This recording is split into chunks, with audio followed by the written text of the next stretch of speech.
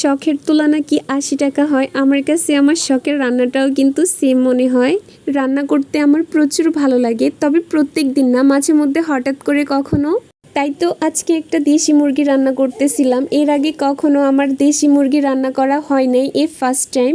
এমনিতে অন্য অন্য মুরগি রান্না করছি, ওইটা ঠিক আছে, কিন্তু দেশি মুরগি তেমন একটা রান্না করা হয় নাই। তো আজকে একটু সাহস নিয়ে দেশি মুরগি রান্না করতেছি।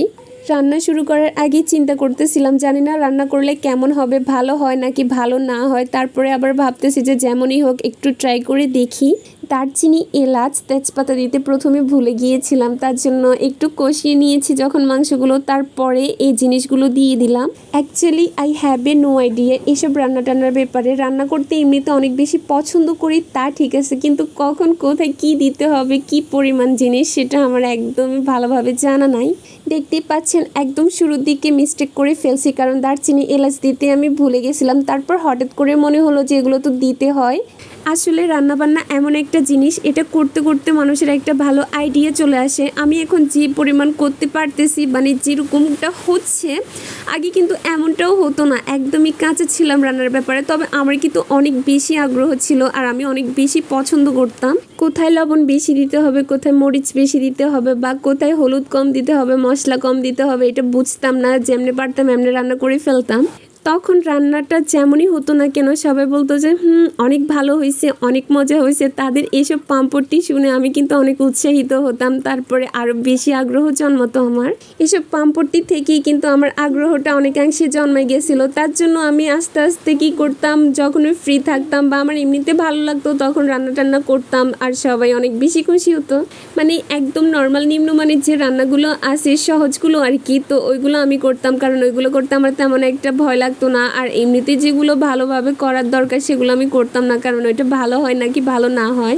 কারণ একটা জিনিস যখন তৈরি করতে যাবো, ওইটা যদি ভালোভাবে তৈরি করতে নাই পারি, ওটা নষ্ট যদি হয়ে যায়, তখন ওটা আমার একদম ভালো লাগবে না, আমার নিজের কাছেও খারাপ লাগবে। সেজন্য আমি সহজ যেগুলো আছে ওইগুলোই বেছে নিতাম, বা এখনও সেম কাজটাই করি। দেখতেই পাচ্ছেন আমার রান্নাগুলো কিন্তু সবসময় একদমই নর্মাল হয়, সহজ টাইপের। আমি কিন্তু এগুলা ছাড়া অন্যগুলো একদম ভুলেও করতে চাই না বা করি না।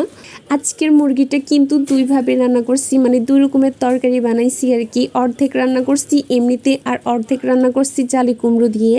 যেটা জালি কুমড়ো দিয়ে রান্না করতেছি, এখানে মুরগির মাংস তেমন একটা নাই, এগুলো হচ্ছে পাখা, পা, আরও অন্য যে অবশিষ্ট জিনিসগুলো থাকে ওইগুলো। কিছুক্ষণের মধ্যেই আমার রান্না কমপ্লিট হয়ে গেছে, একটা মুরগি দিয়ে দু রকমের রান্না। তারপর রাতের বেলায় আলবি বলতেছিল ও নাকি বেগুন ভাজি, ডিম ভাজি দিয়ে ভাত খাবে। এখন তো বৃষ্টি হচ্ছিল, আর বৃষ্টির মধ্যে বেগুন ভাজি দিয়ে ভাত খেতে কিন্তু ভালোই লাগে। তবে বৃষ্টির দিনে ভুনা খিচুড়ি, এভাবে বেগুন ভাজি, ডিম ভাজি হলে তো কোনো কথাই নেই, এটা একদম অসাধারণ লাগে খেতে। বৃষ্টি হচ্ছিল আর ওর এভাবে ভাত দিয়ে বেগুন ভাজি, ডিম ভাজি খেতে ইচ্ছে করতেছিল, আমাকে বলল, তাই আমিও এখন ওর জন্য বেগুন ভাজি করতে চলে আসলাম। বেগুনগুলোর মধ্যে অনেক বেশি হলুদ মরিচ দিয়ে ফেলছিলাম। অনেকে কিন্তু আরও কম পরিমাণে হলুদ মরিচ ব্যবহার করে থাকে, যে যেভাবে দিতে পছন্দ করে সে সেভাবে ভাজি করে নিতে পারে। বেগুনগুলোর এক পাশটা ভাজি করা হয়ে গেছে, অন্য পাশটা একটু উল্টে পাল্টে দিচ্ছিলাম। তেলের মধ্যে কোনো কিছু দিয়ে উল্টানোর সময় আমার এত পরিমাণ ভয় লাগে, কারণ তেলের ছিটাগুলো এসে হাতের মধ্যে পড়ে। কি আর করা, যখন আমার কলিজার টুকরা আলবি এগুলা খাবে বলছে, তখন তো তেলের ছিটা হাতের মধ্যে আসি পড়লে ওইগুলো আমাকে বানাতে হবে। এই তো বেগুন ভাজি তৈরি করা হয়ে গেছে, এখন ডিম ভাজি করব। ডিম ভাজি করার জন্য যা যা লাগে সব কিছু এখানে কেটে নিয়েছি।